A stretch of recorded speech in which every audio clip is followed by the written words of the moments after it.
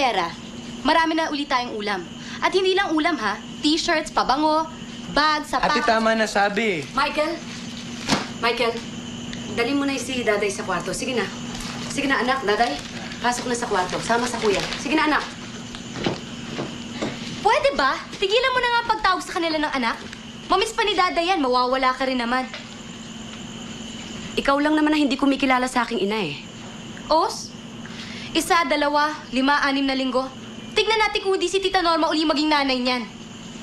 Ano ba talaga gusto mo, Carla, ha? Hindi ba ito ang gusto mo? Pinagtutulakan mo akong umalis? Oo, at sana huwag ka nang bumalik.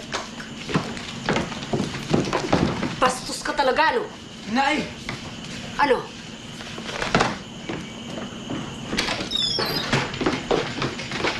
Ano? Lalayas ka na naman? Ha? Sige, lumayas ka.